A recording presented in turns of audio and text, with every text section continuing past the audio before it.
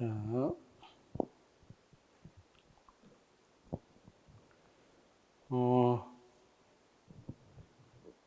쌤, 세 부분 지금 세 번째로 할 부분은 거기 있는 것처럼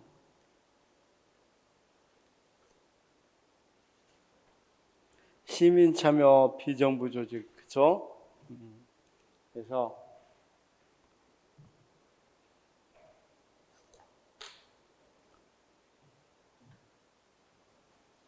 민간 중에서도 공적인 일을 하는 부분이 있다. 완전히 사적인 게 아니라 그런 부분을 지금 범위 문제를 지금 찾고 있으니까 자, 우리가 정부에 대해서 지금 행정의 논점에 대해서 이야기했어요. 행정의 논점. 이 부분도 시험에 좀 많이 나오는 부분이죠. 그런데 행정의 논점에는 어떤 부분이 있었냐? 행정은 시장 실패 때는 행정을 좀 확대하자. 정부 실패할 때는 행정을 좀 축소해라. 이렇게 이야기했어요. 그렇죠? 거기에다가 그럼 도대체 행정의 일은 어떤 거냐? 행정을 진행해서는 자, 규제 기능과 서비스 제공 기능이 있었다. 그렇죠?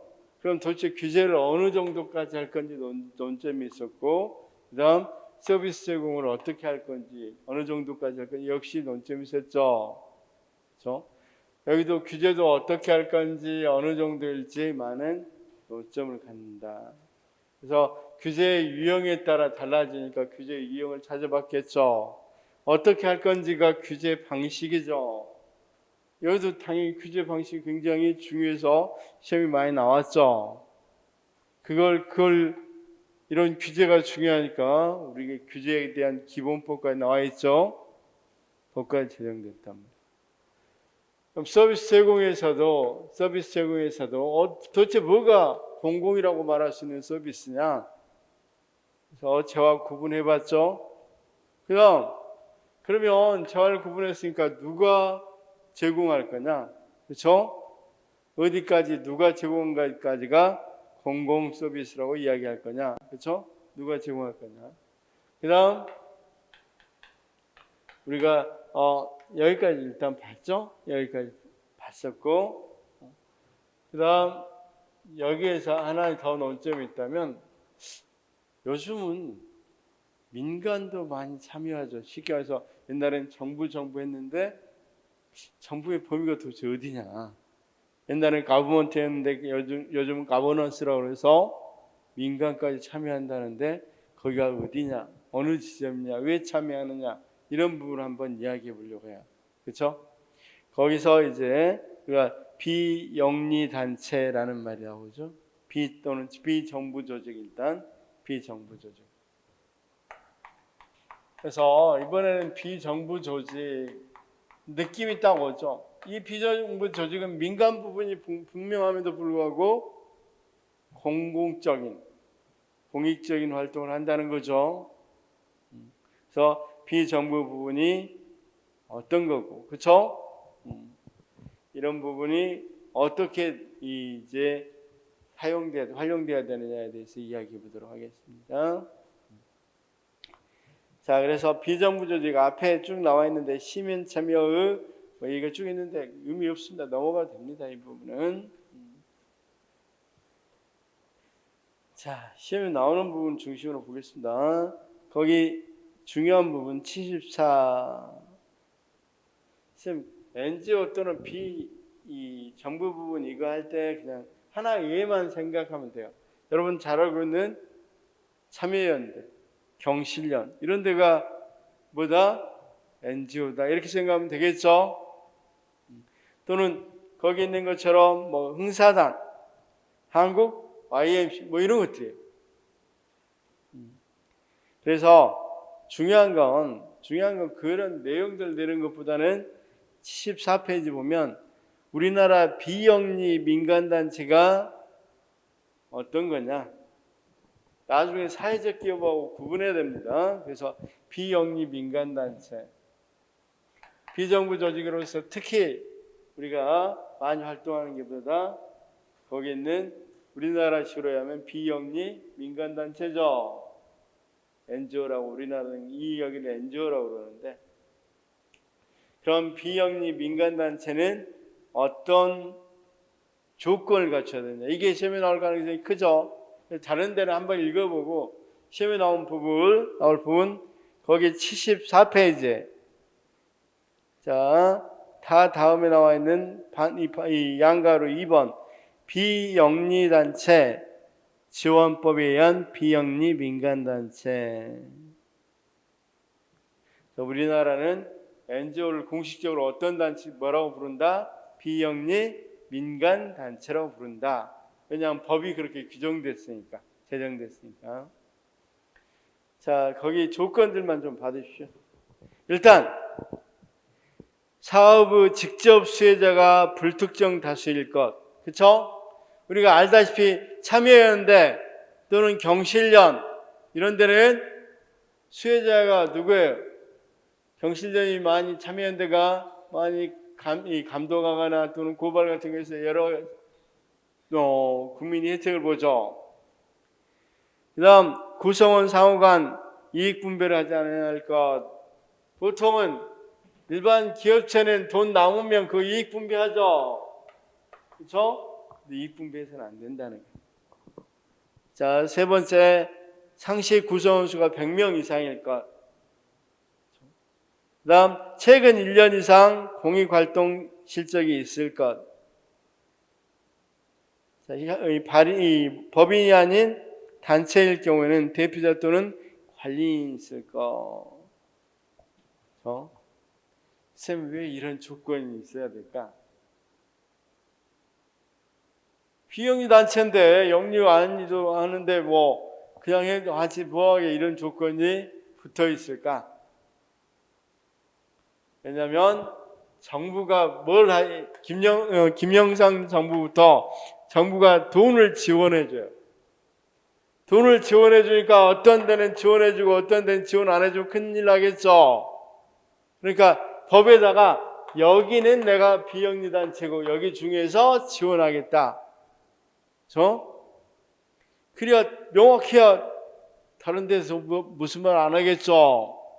그래서 조건이 제시되어 있습니다. 그 조건 하나하나 물어보는 경우는 많지 않습니다. 거의 안 나옵니다. 자, 거기 그 다음 특성 이런 게 있는데, 특성이 있는데, 자, 거기 특성에서 뭐 제3색적 조직 놔두고, 일단 국가 조직은 아니죠. 사적 조직이고, 비영리 조직, 이타성, 무보수 또는 편익의 비배분성을 특징으로 한다. 뭐라고 특징한다고요?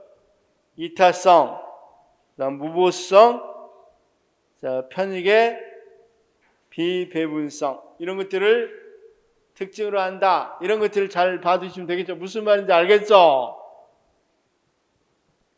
그다음 자발적 조직, 지속적 조직. 그다음 공식적입니다. 조직은 공식적. 그래서 우리가 경실련, 참여연대 다 뭐가 되겠어요? 공식적이 되겠죠? 좋습니다.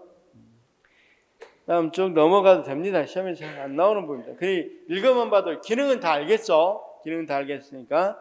그 이론적 배경. 왜 NGO가 나왔냐? 그쵸? 왜 비영리 단체들이 나왔냐? 이 말이죠. 그랬을 때 공공재, 정부 실패론. 정부가 제 역할을 못해서 그렇다. 그쵸? 그래서 뭐가 나왔다? NGO가 나왔다. 이게 뭐다? 거기 있는 것처럼 이름 잘 알아두십시오. 공공재 이론입니다. 그 다음 신뢰 이론은 이번엔 누가 잘못해서 나왔다? 시장이 잘못해서 나왔다는 거죠. 잘 알아두십시오. 시장이 신뢰를 잃어서 나왔다는 거예요. 자, 공공재 이론은 정부가 제대로 공공을 못하니까.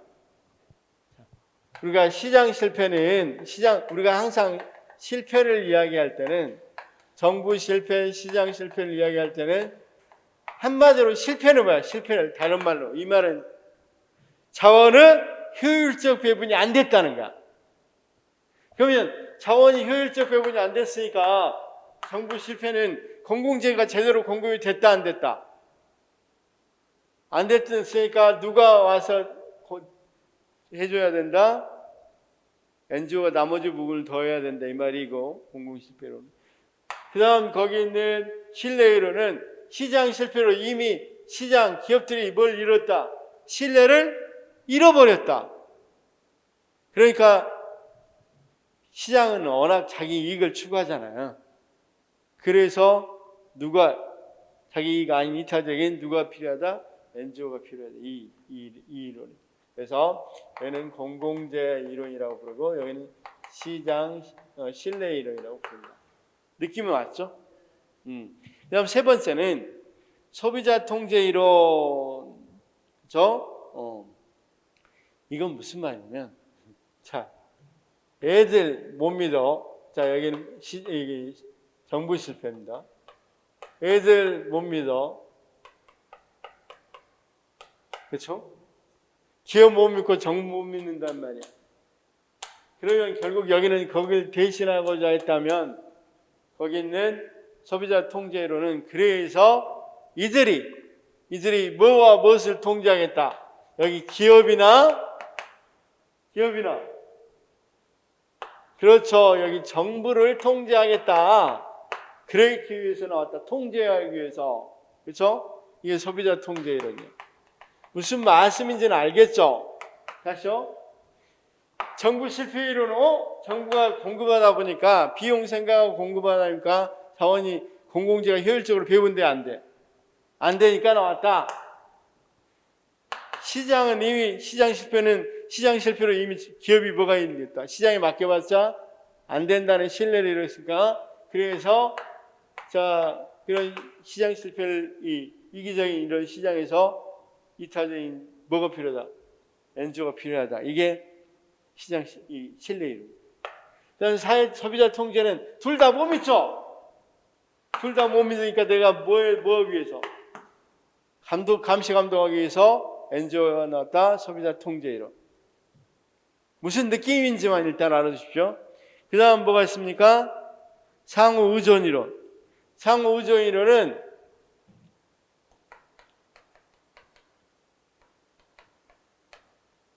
쉽게 말해서 이 정부하고 NGO 관계가 어떻다?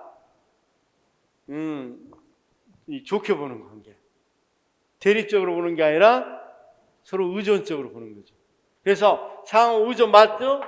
여기 명칭 봐봐. 누구하고 서로 상호 의존이야? 정부하고 비영리기관. 그러니까 정부는 비영리기관에 뭘 주겠어? 보조금을 줘서 내가 못한 걸 대신 좀 해줘라. 이런 의미. 여기까지 이해가 됐어요? 여기하고 제일 대비되는 게 거기 기업가 이론이에요. 기업가 이론은 상호 뭐 한다? 정부와 비영리기관이 상호 대립된다고 생각한단 말이에요. 두 가지만 좀 잘 알면 되겠죠? 여기하고 여기, 기업가 이론은 대비되는 이론입니다. 여기는 서로 의존 관계라면 기업가 이론은 서로 갈등 관계다. 그럼 다원성 이론은 뭡니까? 한 번 문제가 나왔어요. 한 번 이런 문제 많이 나온 거 아니었어요. 그냥 한 번 나왔는데도 일단 한번 고득점을 위해서 이건 지금 모르면 그냥 쳐도 돼. 근데 고득점을 위해서 한번 봐두자 이거죠. 다원성 이론은 이렇게 이야기할 수 있을까요? 우리 사람은 본래적으로 뭐 하려고 합니까?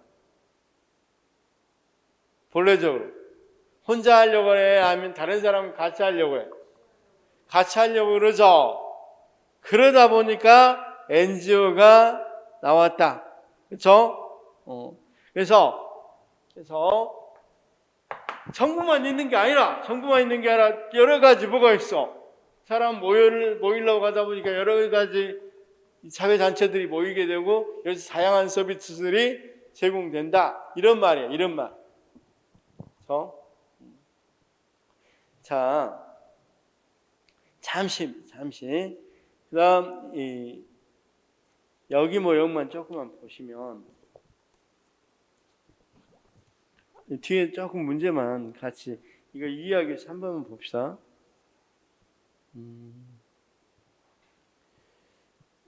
자, 어디 있더라? 뒤에 있는데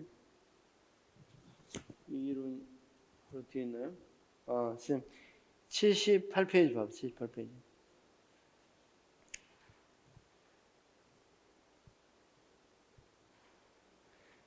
자, 엔지오에 관한 이론에서 18페이지 1번 보겠습니다. 이런 공공재 이론은 엔지오 부분은 사회 구성원들에게 기존의 공공재 공급 구조 체제에서 충족되지 못한 수요를 만족시키는 것.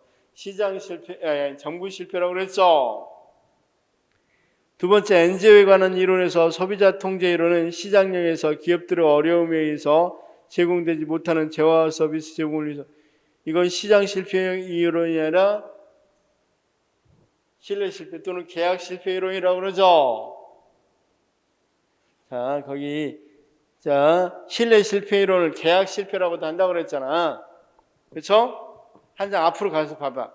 신뢰 실패를 계약 실패라고도 합니다. 어떻게 신뢰 실패 이론이고, 엔지오에 관한 세 번째 이론에서 자원 부분 실패 모형은 엔지오는 서비스 구매되는 상황이나 그 서비스 자체가 성격으로 말미암아 소비자들이 영리 기업에서 생산하는 서비스에 대해서 정확한 평가가 하기가 이건 신뢰 실패 이론, 신뢰 이론이죠. 시장에서 기업들이 신뢰를 잃었다는 거잖아요. 그렇죠? 그러면 이 자원 부분 실패 모형은 뭐냐면, 엔지오는 필연적으로 실패할 수밖에 없다고 쳐치는 사람이 하나 있어요. 다시요?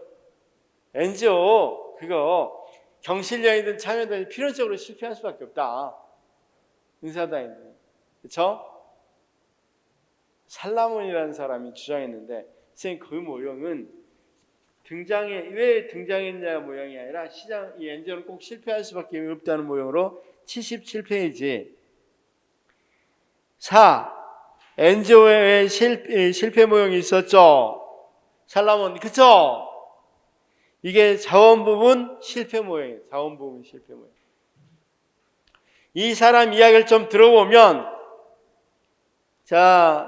비영리 기관들이 파괴적인 것의 불충분성과 파괴적 배차주의, 그다음 파괴적 원정주의, 파괴적 아마추어리즘 등이 보여서, 나중에 읽어보면 알겠지만, 특히 파괴적 불충분성, 말만 뭐하다 보니까 강제성이나 부채성이 없다 보니까 필요한 자원을 지속적으로 안정적으로 획득하기 어려운 부분이 있어 없어?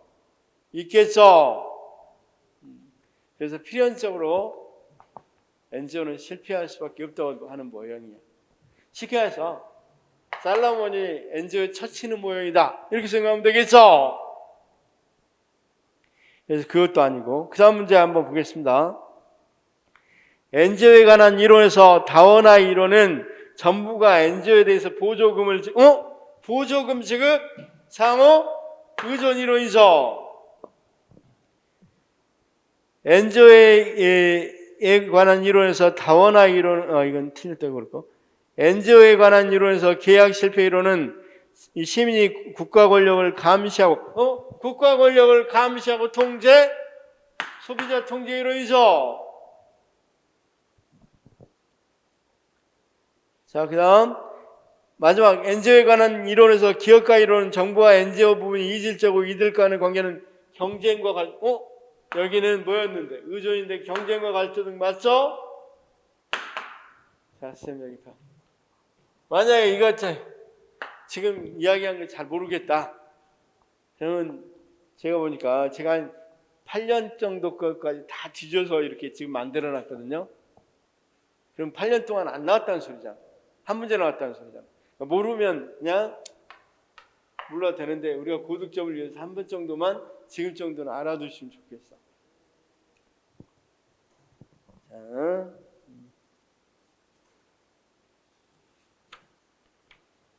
자, 그 이론 알았죠? 이 이론만이 중요해. 뒤에 이제 문제 계속 풀어봅시다. 그냥 거기 보면 7번 정부와 시민과 사회 간의 관계에 대해서 정부 실패와 시장 실패를 동시에 극복하는 대안으로 맞죠? 정부 실패, 시장 실패 동시에 대안으로 많이 중요되고 있죠. 왜 NGO라는 말이 나왔어? 자, 우리가 흐름상 처음에는 어땠어? 일단 시장을 믿고 갔는데 실패한 거야. 그래서 정부가 등장했죠. 정부가 서비스 잘 공급해주고 사회가 잘 좋아질 것 같았는데 정부 실패가 오네. 그래서 시장 실패가 이때 준비되지 않는 시장이었어. 이제 제대로 된 준비해서 시장 한번 해볼게. 이게 신공공관료. 그래서 시장이 등장했네. 근데 알다시피 미국의 모기지론 사건이 등장하면서 시장에 놔뒀는데 훨씬 불평등만 심화되고, 불평등이 심화됐다면 어느 정도 효율적이라 하더라도, 자, 다시요. 우리나라 이 모든 경제학에서 어떻든 또는 특히 공공조직에서 핵심은 뭐냐면 효율적이도 해야 되지만 무엇도 있어야 돼. 공평해야 돼. 너무 빈부격차 벌어지면 안 돼. 좋은 나라 아니야. 근데 니네 시장에 맡겼는데 좋아. 뭐 효율적인 공공부문이 효율적인 됐다고는 하지만 너무 불평등이 심화되고 있잖아. 니네도 좀 그런데? 근데 여기가 이미 실패했으니까 어디서 대안을 찾지? 바로 엔즈. 그래서 나온 부분이 여러분 알다시피 거버넌스 이론이에요. 거버넌스. 이제 서서히 좀 맞춰져 가요. 무슨 말인지 맞춰져 가죠. 그래서 행정은 다 똑같아 사실은. 나중에 하면 반복이야. 반복. 이론적으로는 이런 식으로 이해하시면 됩니다. 됐습니다. 거기 그러면 주목받고 있다. 정부와 시민사회 간의 관계에 대해서 우리나라는 시민단체의 자율성을 위해서 정부가 제가 이야기했죠. 김영삼 정부 때문에 재정 지원을 김영삼 정부 때부터 재정 지원을 했고, 특히 2000년도에 비영리단체 지원법이 제정돼요. 2000년도에. 그래서 비영리단체 지원법이 제정됐으니까 비영리단체가 어떤 단체가 되는지 뭐가 필요하겠어? 조건이 필요하죠. 아까 그래서 조건이 나왔죠. 일단 직원이 100명 이상이어야 되고 쭉 조건이 있었죠. 정부와 시민사회 간의 관계에 대해서 정부와 시민사회의 의존적 관계는 선진국보다는 개발도상국에서 주로 의존적 관계, 상호 독립적 관계가 아니라 의존적 관계가 개발도상국에 더 많이 나타나겠죠. 미국 같은데 우리나라도 발전하면 발전할수록 정부하고 경실련 또는 참여연대 서로 독립적이지 의존하지 않잖아. 그런데 옛날에는 관공단체 많이 썼잖아요. 정부에서 보조금 많이 주고 시키고 그렇죠? 관변단체들. 10번 문제. 정부와 시민사회 관계에 대해서 서비스 제공형은 이 정부와 시민사회 관계에 있어서 유형은 여러 가지가 있는데 시험에 나왔던 유형은 두 가지. 서비스 제공형하고 거기 있는 무슨 형? 창도형.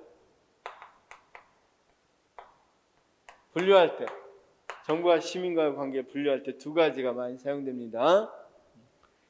서비스 제공형 거기 있는 것처럼 NGO들이 누구 대신 제공한다.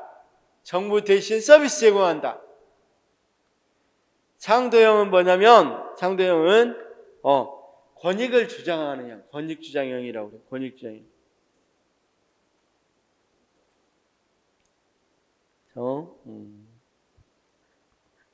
쉽게 말해서 창도형은 여기하고 좀 비슷해. 부자 통제.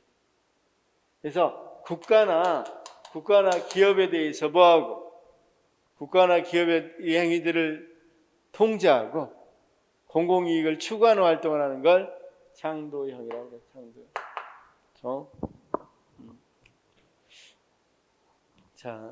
창도형. 우리가 한번 생각해.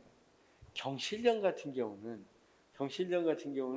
국가가 하는 행위를 비판하죠. 통제하고 너무 많이 쓰고 어디에 너무 많이 쓰고 또는 이 한국 납세자들 연맹 동맹 뭐 이런 데서는 세금이 어떻게 쓰고 이런 거 막 비판하죠. 그렇죠? 이런 데는 창도형에 해당되겠죠. NGO 중에서도. 근데 NGO 중에서도 민간이 이 정부가 무척 못한 것, 이를테면 우리가 한 자녀 가정 자녀라든가 이렇게 가난한 자녀들을 돕는 NGO들도 있죠. 비영단체들도 있죠.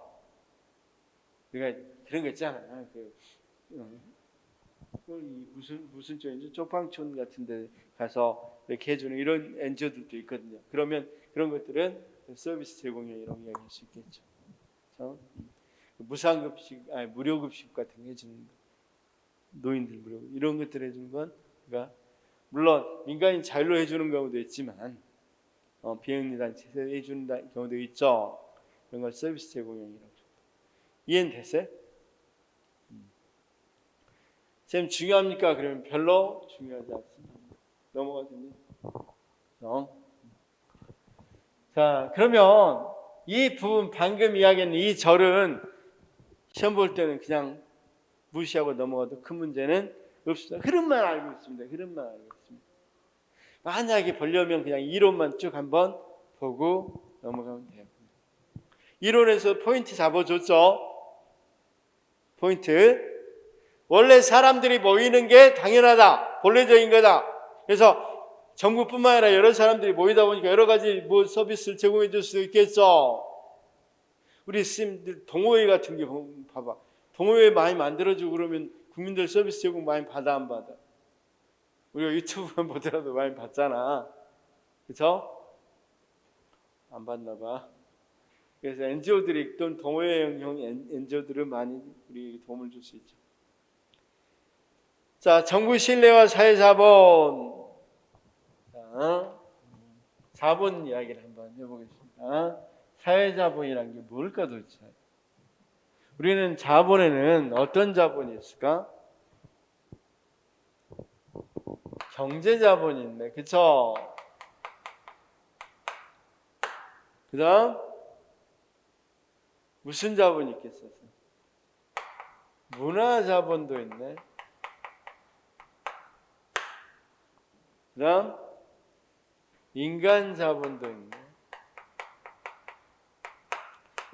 이거 뭐 여러 가지 논란이 있지만 이건 잠시 놔두고 그 다음 사회자본은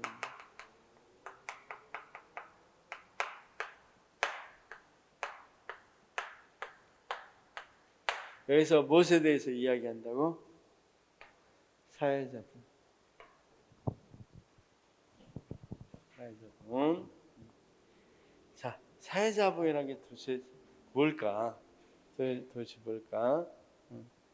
여기에는 이건 특히 이제 브루도에도 이야기했지만 콜메이라는 사람이 아주 유명합니다. 콜메이라는 사람.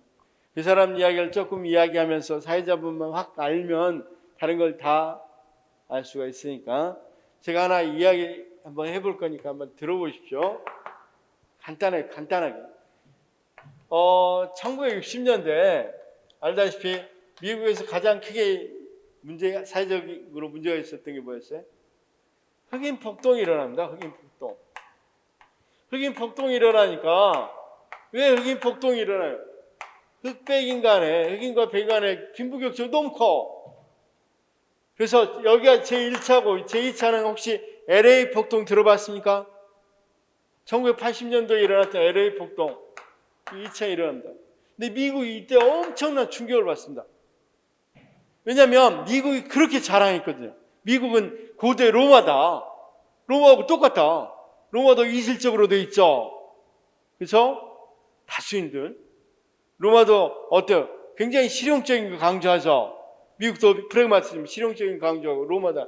이렇게 또 자랑거리는 우리가 이질적인 국민들이 모여 있어도 정말 잘 통합된다 이렇게 했는데 폭동입니다. 큰일이라는 생각했겠죠.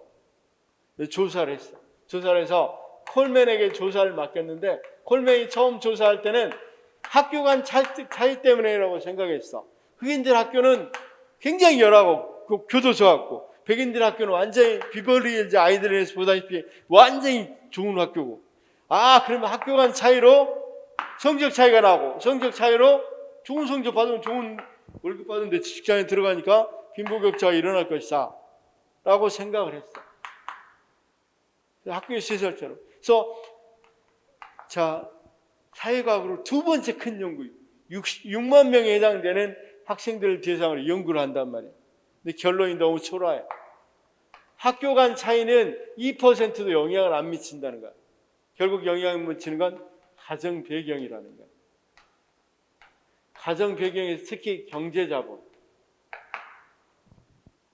아버지 돈이 누가 더 많이 있는지에 따라서 쉽게 경제 자본과 학업 성취 차이가 이렇게 상관을 이룬다는 거야. 돈 많을수록 이 성적이 좋다는 거야. 그냥 인간 자본, 부모 교육 수준이 높을수록 자녀들 학업 성적도 높다는 거야. 그럼 이제 문제가 생겼네. 자, 빈부격차 안 나타나야 되겠죠. 그러려면 자, 이제부터 흑인 가정에다 돈 좀 줘야 되겠죠. 그다음 흑인 부모들 이제 직장 다니지 말고 학교부터 다니라고 하겠죠. 말도 안 되죠. 그렇죠? 근데 또 하나 영향이 뭐냐면 부모하고 자녀하고 유대관계가 좋을수록 성적이 좋더라. 유대관계가 좋고 상호작용 잘할수록 성적이 좋더라. 느껴져요? 그렇죠? 그게 중요하다고 해서 그때 나온 게 이제 사회자본. 여기까지 이해는 됐어요? 이게 이제 여기서 말하는 사회자본. 그러면 사회자본이 높으면 높을수록 뭐가 될 수 있겠어? 성적이 좋다는 것부터 시작합니다. 여기는 가정으로 이야기하면 가정에 뭐하고 뭐, 부모와 자녀, 부모와 부부끼리도 마찬가지지만 서로 유대와 신뢰, 상호관계가 잘 되면 성취도가 좋다는 거죠. 이걸 조금만 확대해 봅시다.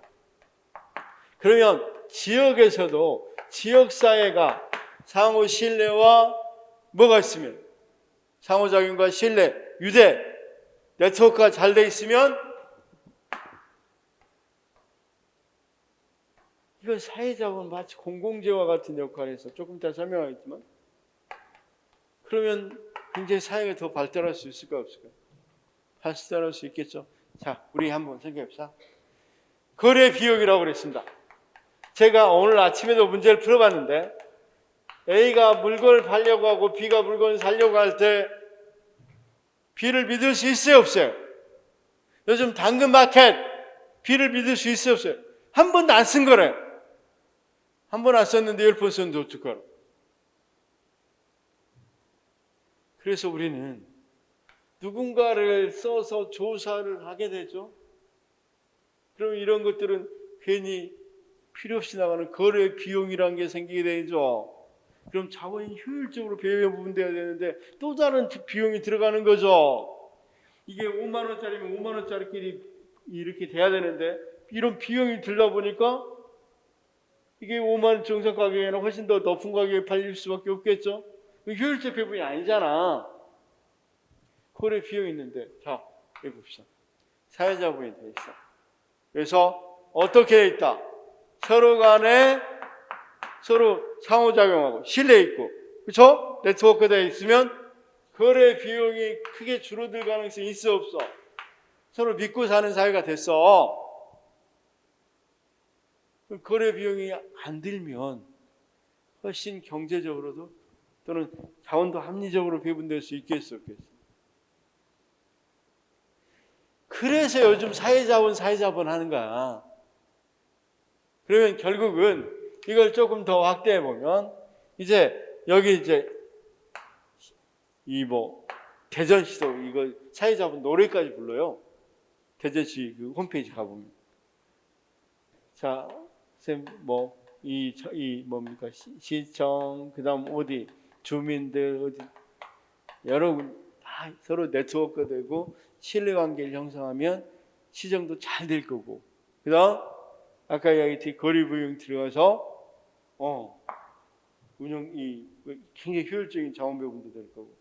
그래서 이제 사회자본. 그러면 사회자본이 되려면 앞에 뭐가 있어야 돼? 그래서 정부 신뢰와 사회자본 이렇게 이야기한단 말이에요.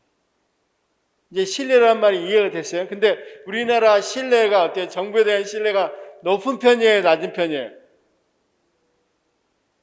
낮은 편이니까 우리가 뭐가 되겠어? 이런 사회자본이 많이 형성이 잘 안 되겠죠. 자, 거기 그런 의미에서 정부 신뢰란 말이 먼저 나오는가? 무슨 말인지 알겠죠? 그래서 정부 신뢰 개념이 쭉 나오는데 한번 읽어보면 돼. 우리나라는 정부 불신이 좀 높은 편이죠. 그래서 왜 정부가 신뢰로운 정부가 돼야 되는지도 이제 그 이유도 알겠죠? 어떤 측면에서도 설명할 수 있겠어? 왜 정부가 신뢰로워야 된다? 물론 여러 가지 측면을 설명할 수 있지만 사회자본 측면, 거래 비용 측면 이런 걸로도 설명할 수 있겠죠, 이제. 그렇죠? 자, 그래서 이제 정부의 신뢰 문제는 우리가 주관식 때는 나올지 모르더라도 객관식은 뭐 뻔한 문제니까 내기가 좀 그렇단 말이에요. 자, 한번 읽어보면 알 것 같고, 거기 이제 사회자본 문제 한번 봐봐요, 사회자본. 사회자본은 학습적으로는 1986년 프랑스 사역자 브르디에가 엘리트 집단이 그들의 특권을 재생산하는 데 활용하기 위해 사회자본을 사용하는 것으로 보면서 처음으로 주장한 것으로 알려져 있다. 된 거고, 이건 조금 논란의 여지가 있어서 그냥 넘어가겠습니다. 일단 이렇게 알아두십시오. 그 다음, 원래는 이제 문화자본 이야기를 했는데 여기는 포함시켜서 이야기하는 거니까. 이후 1990년 푸트남이 공동체 수준에서 사회자본. 아까 콜맨은 어떤 수준에서 사회자본을 이야기했어? 가정 수준 사회자본을 이야기했죠. 이걸 확대시킨 사람이 푸트남이에요. 그래서 미시적 관점에서 보면 브루드하고 누구라고 그랬어? 콜맨이 나와 있죠. 거시적 수준에서는 거기 푸트남이라고 나와 있죠.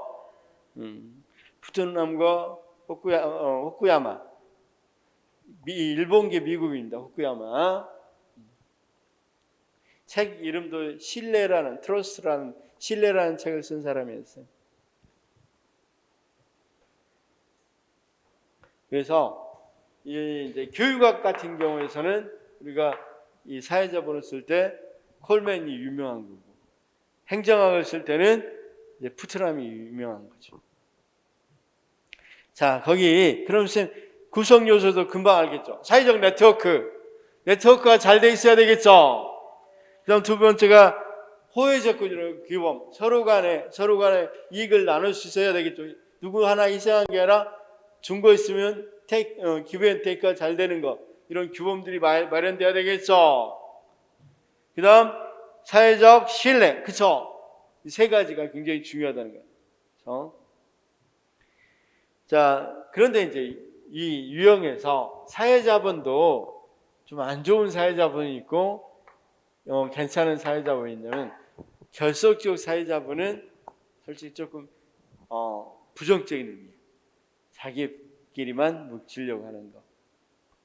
그다음 거기 교량적 사회자본은 쉽게 말해서 긍정적 의미, 서로 네트워크가 잘 되는. 무슨 말이냐면, 여기 봐봐. 우리 지금 출세를 위해서 필요한 게 뭐가 있을까? 돈! 좋습니다. 그렇죠? 돈 있어야 되고, 그 다음 학벌! 좋죠? 이것보다 더 중요한 거, 이번은 사태에서도 많이 느꼈던 거, 이번에 공무원 시험 합격은 에듀윌 아니죠?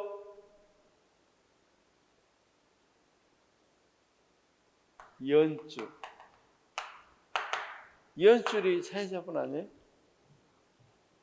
사회적 네트워크잖아. 나 그 사람하고 잘 알아. 그 사람 신뢰하고 있어. 그 사람 친해. 이런 식이 이제 결속적 사회자본이라고 합니다.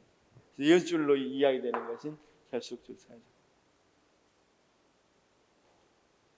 자, 그래서 자, 이건 좀 안 좋은 의미의 사회자본입니다. 무슨 의미인지 알아두셨으면 좋겠습니다.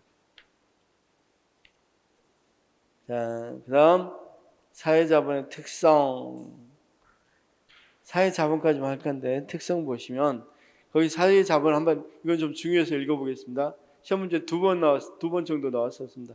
사회자본은 인적자본과 물적자본과 함께 국가 경쟁력을 좌우하는 중요한 요소. 아까 경제자본 이야기, 인간자본 이야기했죠. 사회자본은 행위자들 사이의 관계 속에 경제자본은 쌤 재산이나 소득이란 말이에요. 근데 사회자본은 관계 속에 있는 거죠. 자, 그 다음 사회자본은 공공재다. 아까 사회자본은 공공재. 그렇죠? 서로 신뢰하고 믿으면 아까 거래 비용도 없어진다고 그랬죠.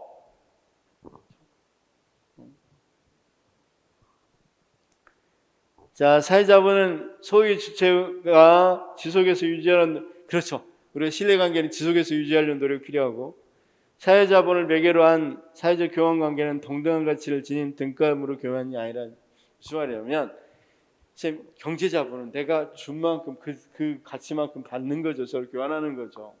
근데 사회자본은 부모 유대관계가 아까 사회자본이라고 했는데 부모가 준 만큼 자녀가 주기를 바랍니까? 그거 아니잖아요. 부모들 무한대로 주신다고 그러죠. 그렇죠?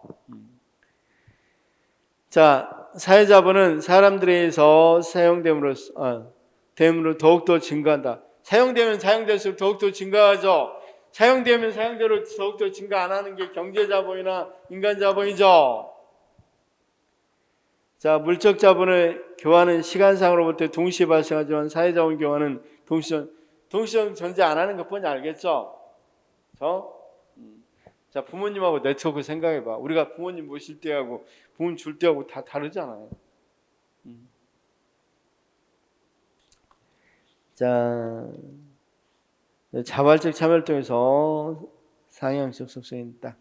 자, 그래서 쌤 문제에서 거기에 해당되는 것만 살짝 봅시다. 사회자본 문제만. 쌤 15번부터 조금 풀어보겠습니다. 지금 1시 됐거든요.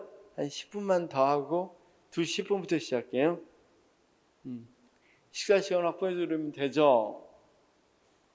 아니면 2시부터 해도 되고. 자, 푸트남은 15번 봅시다. 푸트남이 제시한 사회자본에서 사회자본 구성 요소로서 신뢰, 사회적 네트워크, 지역금융? 아니죠. 이건 지역금융 왜 들어가? 경제적인 게. 그렇죠? 16번 푸트남이 제시한 사회자본론에서 사회자본은 스스로 창출되면서도 오랜 기간에 걸쳐서 구축되며 원하며 짧은 기간에 쉽게 이런 특징이 신뢰라는 건 쉽게 사라지지 않겠지만 또 신뢰 구축하는 데는 사회자본을 구축하는 오랜 시간이 걸리겠죠. 17번 푸트남이 제시한 사회자본론에서 사회자본이란 참여자들이 공동 목적을 추구하기 위해 효율적으로 일을 함께 할 수 있도록 만든 조직 맞죠? 푸트남은 사회적 자본에 있어 네트워크 규범 맞죠?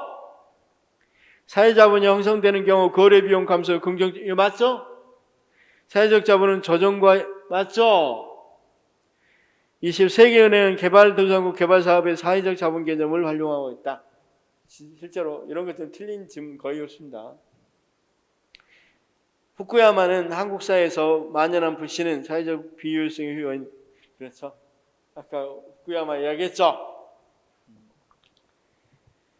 자, 사회적 자본 이론은 신뢰와 네트워크를 통한 과도한 대외적 개방성에 대해서 많은 말이 안 되죠. 이 개방성을 강조하자는 거죠. 그렇죠? 24번은 사회적 자본 이론은 정밀한 사회적 연결망의 신뢰를 강화하고 거래 비용을 낮추고 혁신을 가속함으로써 맞죠?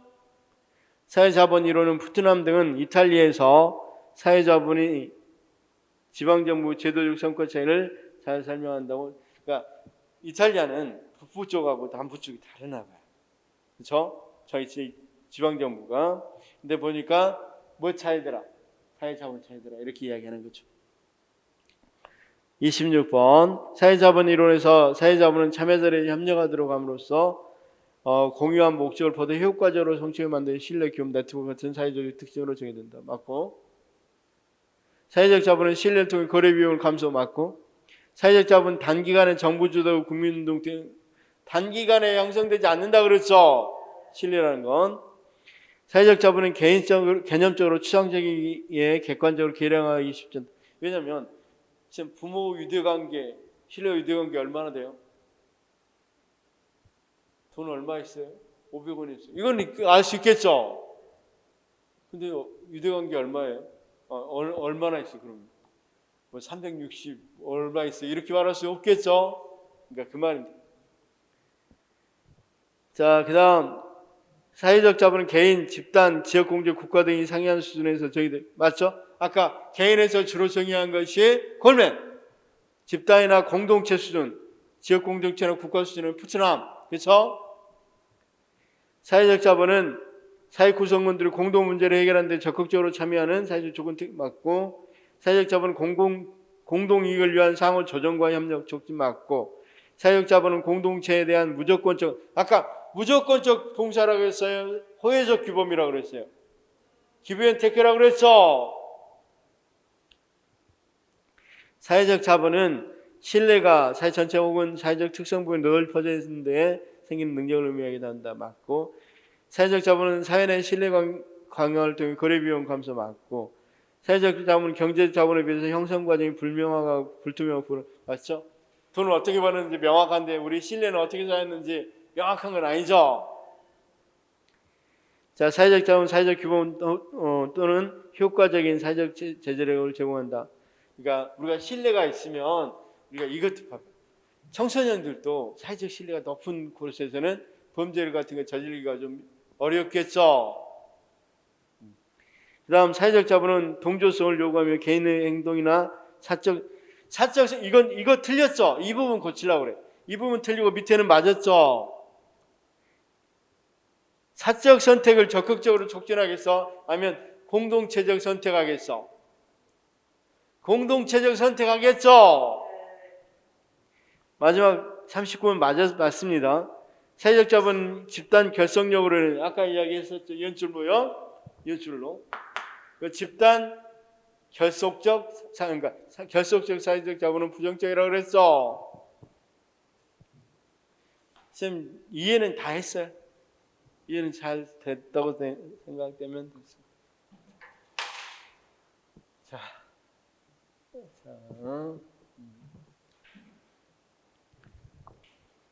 식사 후에 이거 나머지 사적 기억하고 행정위원 하겠습니다. 선생님 이렇게 쭉 다 이건 꼭 버리지 마시기 바라요. 쭉 정리 쭉 해서 나중에 장 끝나면 한번 반복합니다. 잊어먹으니까. 식사하십시오. 합니다.